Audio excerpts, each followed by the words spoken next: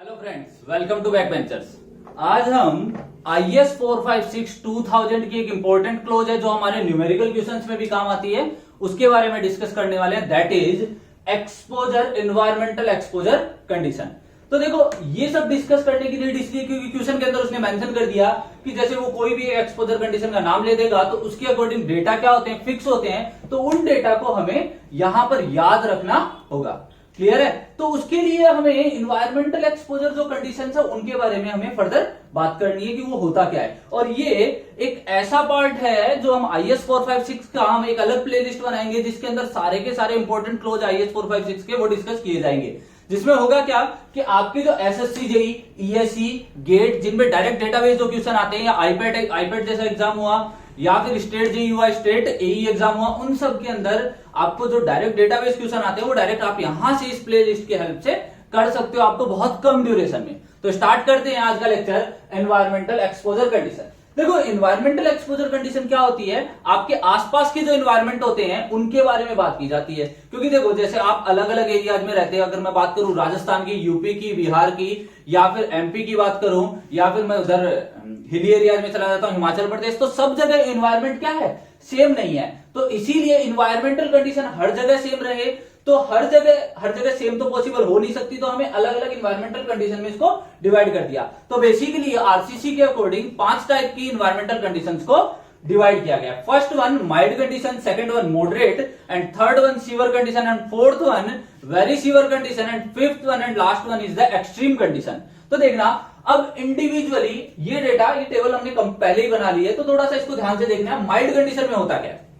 Mild condition में देखो कुछ इंपॉर्टेंट पॉइंट है जिनको आपको याद रखना होगा और एग्जाम में आपको उन्हीं पॉइंट्स पे डायरेक्टली क्वेश्चन मिलते हैं, ठीक है। और इसके बाद में आप जब क्वेश्चन देखोगे तो आपसे काफी सारे क्वेश्चन हो जाएंगे। तो देखना क्या दे रखा है, कंक्रीट सरफेस है जो एक्सपोज टू, कंक्रीट सरफेस को क्या कर दिया गया, एक्सपोज टू किसमें कर दिया गया, मतलब नॉर्मली अगर कंक्रीट सरफेस है उसको क्या कर दिया गया, नॉर्मल इन्वायरमेंट में। नॉर्मल इन्वायरमेंट मतलब यहां पर नॉर्मल इन्वायरमेंट का मतलब ये हुआ वहां पर कोई भी वेदरिंग अफेक्ट नहीं होना चाहिए, मतलब वेदर से कोई भी इफेक्ट नहीं आना चाहिए। वेदर से इफेक्ट नहीं आने का मतलब क्या हुआ, यहां पर माइल्ड जो कंडीशन, उसमें कौन कौन से स्ट्रक्चर कंडीशन कंसीडर किए जाएंगे, दैट इज जिनको इन्वायरमेंटल अटैक से प्रिवेंट किया जा सके। इन्वायरमेंटल अटैक कौन से हो सकते हैं, जैसे नॉर्मल रेन आ रही है वो भी नहीं आनी चाहिए, मतलब टोटली ड्राई कंडीशन होनी चाहिए। टोटली क्या होनी चाहिए, यहां पर ड्राई कंडीशन होनी चाहिए, ठीक है। तो इसके अंदर एक एक्सेप्शन केस भी दिया गया है, दैट इज कोस्टल एरिया को हम इसमें कंसीडर नहीं कर सकते। कोस्टल एरिया है,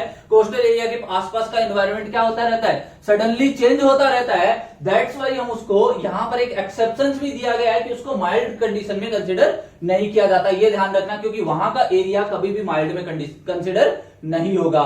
that is the first condition. तो माइल्ड कंडीशन में क्या बोला गया कि इन्वायरमेंटल अटैक से प्रिवेंट किया गया है। बात समझ में आई? तो इसके बाद देखना, इसमें जैसे इन्वायरमेंटल एक्सपोजर कंडीशन मतलब रेन, उसको हम कंसीडर नहीं करेंगे। मतलब घर के अंदर जितने भी इनसाइड जो स्ट्रक्चर बनते हैं वो सारे क्या रहते हैं, रेन से प्रिवेंट रहते हैं। तो यहां पर हमें ये ध्यान रखना, वो कंडीशन कौन सी हो सकती है, माइल्ड कंडीशन हो सकती है, depend upon your environmental condition. Clear है? सेकंड पॉइंट पे चलते हैं, मॉडरेट कंडीशन। तो देखो, मॉडरेट कंडीशन में क्या है, प्रोटेक्टेड, क्या लिखा गया, protected from sewer rain.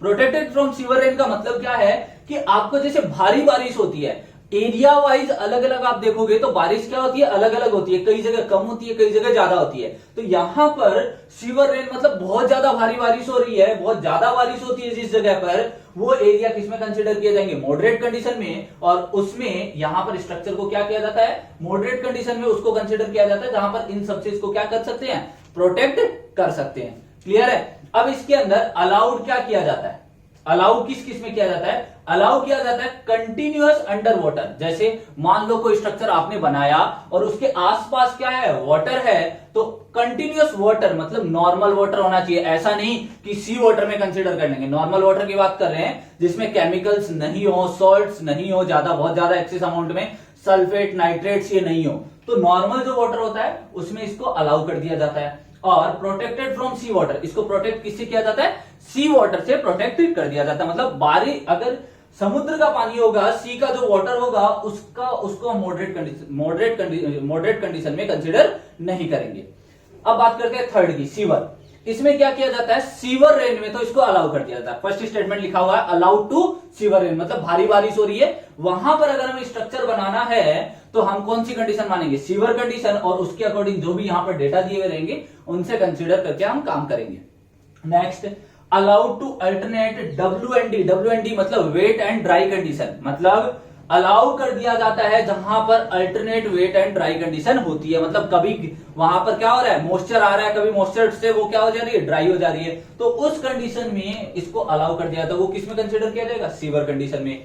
And next one, expose to coastal oblique sea environment, मतलब जहां पर समुद्र का पानी है उसमें स्ट्रक्चर कंटिन्यूअसली डिप है तो उसको किस में कंसीडर किया जाएगा, सीवर कंडीशन में। And allowed to under water spray, देखो क्या होता है अंडर वाटर स्प्रे का मतलब क्या हुआ कि जैसे देखो ये दोनों अल्टरनेट वेट एंड ड्राइंग और अंडर वाटर स्प्रे दोनों एक ही चीज है, मतलब इसका मतलब सिमिलर सा है कि क्या होता है कि सी वाटर स्प्रे जैसे अब जैसे स्प्रे किसी पर अपन लगाते हैं, कोई भी स्ट्रक्चर पर अगर पानी का स्प्रे लगाया जाएगा अंडर वाटर, जैसे नॉर्मल अगर वो कंटिन्यूअसली सेम इन्वायरमेंट में, जैसे आपसे अगर बात किया जाए तो अगर आप समर जैसी सिचुएशन में हो कंटिन्यूअसली, अगर गर्मी में हो तो आपकी तबीयत नहीं खराब होगी, बट आपको गर्मी से सडन आपको ले जाके आपका एनवायरनमेंट चेंज कर दिया जाए तो अगर उसमें एनवायरनमेंट जैसे ही चेंज होगा आपका सडन, तो उससे क्या होता है, आपकी तबीयत खराब हो जाती है। तो सिमिलरली स्ट्रक्चर पर भी क्या आते हैं, इल इफेक्ट्स आते हैं कि अगर आप क्या करोगे, अंडर वाटर स्प्रे का मतलब क्या हुआ, आपके पास कभी तो पानी का स्प्रे आ रहा है स्ट्रक्चर पर, कभी नहीं आ रहा, कभी वहां से वो क्या है, ड्राई है, तो मतलब alternate wet and dry condition में ये कंसिडर हो सकता है। तो इसमें जो सबसे ज्यादा पार्ट जो पूछा जाता है वो पूछा जाता है कोस्टल एंड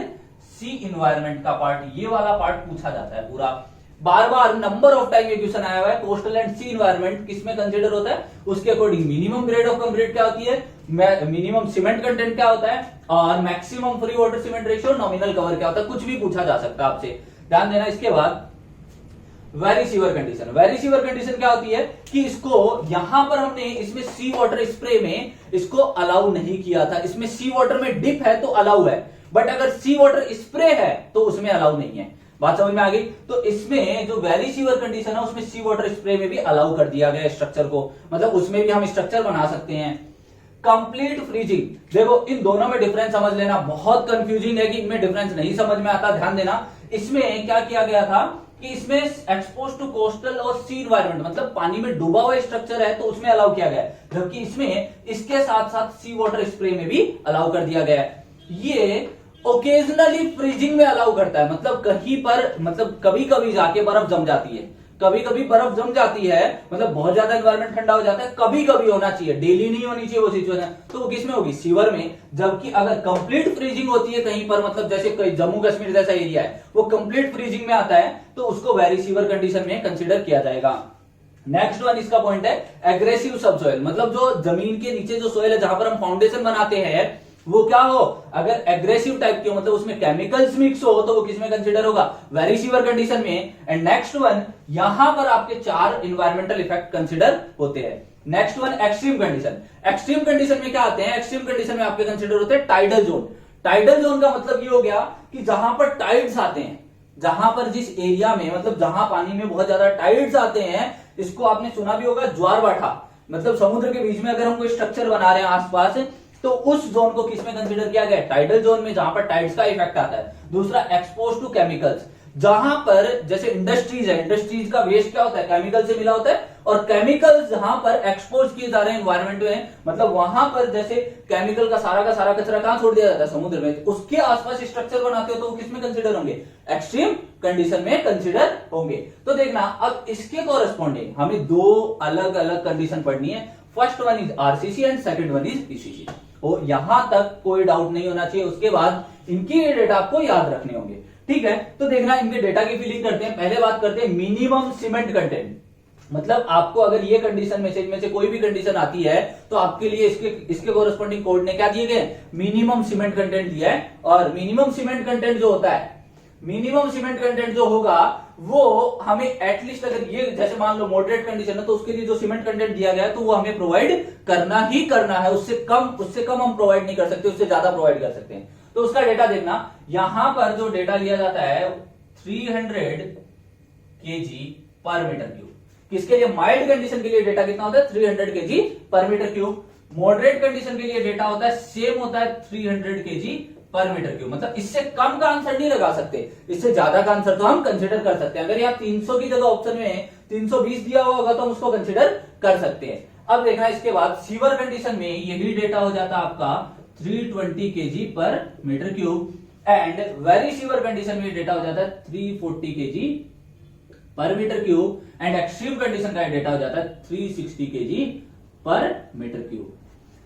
क्लियर है? अब देखना ध्यान से, ये तो था आपका मिनिमम सीमेंट कंटेंट का डेटा। अब बात करते हैं maximum free water cement ratio. मतलब maximum free water cement ratio का मतलब ये हुआ कि आपको जो वाटर सीमेंट रेशियो इसमें प्रोवाइड करना है वो कितना, मैक्सिमम टू मैक्सिमम कितना प्रोवाइड कर सकते हो। तो माइल्ड कंडीशन के लिए डेटा होता है 0.55, इसके लिए होता है 0.5, मॉडरेट कंडीशन के लिए, सीवर कंडीशन के लिए होता है 0.45, और वेरी सीवर कंडीशन के लिए सेम होता है सीवर और वेरी सीवर के लिए, दैट इज 0.45, और एक्सट्रीम कंडीशन के लिए डेटा होता है 0.4। क्लियर है? यहां तक आपके पास दो टेबल फिल हो चुकी है। सिमिलरली ये का ये डेटा हम पीसीसी के लिए भी फिल करेंगे आगे जाके। क्लियर है? अब देखना मिनिमम ग्रेड ऑफ कंक्रीट। मतलब ग्रेड ऑफ कंक्रीट आपको, अगर आपको ये एनवायरमेंटल कंडीशन दी गई है, अगर ये आपको एनवायरमेंटल कंडीशन दी गई है तो उसके कोरस्पॉन्डिंग आपको मिनिमम जो ग्रेड ऑफ कंक्रीट प्रोवाइड करनी है वो कितनी प्रोवाइड करनी है। तो मिनिमम ग्रेड ऑफ कंक्रीट कितनी प्रोवाइड करनी है, तो हम यहां से याद रखेंगे, इसको M20 से फिल करना स्टार्ट करेंगे।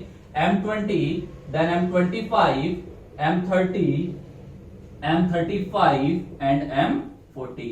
मतलब माइल्ड कंडीशन के लिए M20, मॉडरेट के लिए M25, सीवर के लिए M30, वेरी सीवर के लिए M35 एंड एक्सट्रीम कंडीशन के लिए M40 grade of concrete provide करते हैं। क्लियर है? अब इसके बाद नॉमिनल कवर। नॉमिनल कवर कितना प्रोवाइड करते हो, बहुत बार इसमें से क्वेश्चन पूछा गया है। एक तो देखना, इसके अंदर हम जब टेबल कंप्लीट करेंगे तो उसमें हम बताएंगे भी कौन कौन से क्वेश्चन आपको नंबर ऑफ टाइम पूछे हुए हैं।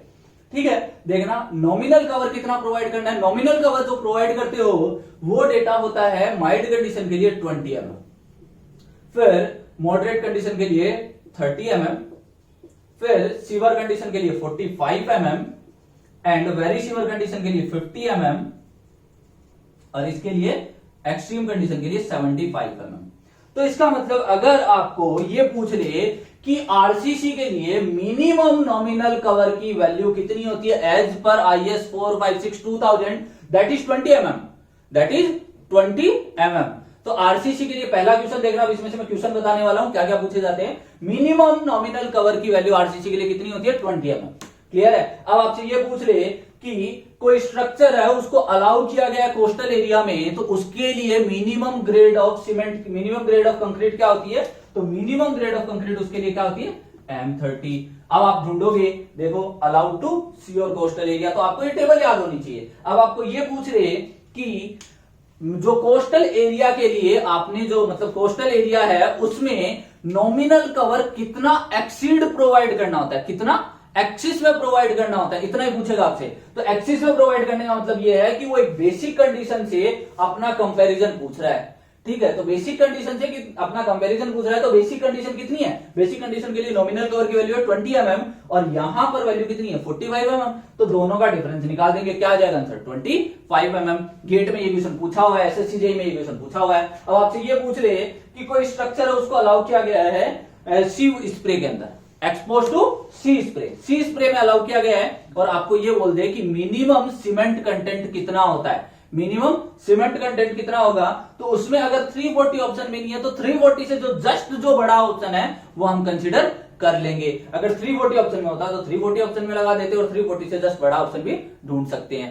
क्लियर है? यहां तक इस तरीके से आपसे यहां पर क्वेश्चन पूछे जा सकते हैं। अब हम देखना, यहां तक हमने आरसीसी के लिए बात कर ली थी, अब हम स्टार्ट करने जा रहे हैं पीसीसी के लिए। आरसीसी के लिए तो आपने हर जगह पढ़ा होगा, हर किसी ने भी पढ़ाया होगा आपको आरसीसी का डेटा, बट आप पीसीसी में भी थोड़ा ध्यान देंगे तो देखो पीसीसी का मतलब क्या हो गया, plane cement concrete. Plane cement concrete मतलब उसमें रेनफोर्समेंट नहीं प्रोवाइड किया जाता, तो इसमें से एक कॉलम ऑटोमेटिकली कम हो जाता है, that is the nominal cover. Nominal cover की नीड कब होती थी, जब वहां पर रेनफोर्समेंट प्रोवाइड किया जाता था। मतलब यहां पर हमें 3 ही टेबल याद रखनी है। मतलब नॉमिनल कवर के कोरस्पॉन्डिंग हम जो डेटा है, नॉमिनल कवर का डेटा है वो आरसीसी कोरस्पॉन्डिंग ही याद रखेंगे। अब चलते हैं आगे। अब देखना सारे डेटा सेम रहेंगे, सारी एक्सपोजर कंडीशन सेम रहेगी। अब हम उसको मिनिमम सीमेंट कंटेंट कितना होता है, maximum free water cement ratio क्या होता है, मिनिमम ग्रेड ऑफ कंक्रीट क्या होती है वो प्रोवाइड करेंगे। तो देखो कोई भी कॉलम पहले फिल कर सकते हो। तो यहां से हम स्टार्ट करते हैं।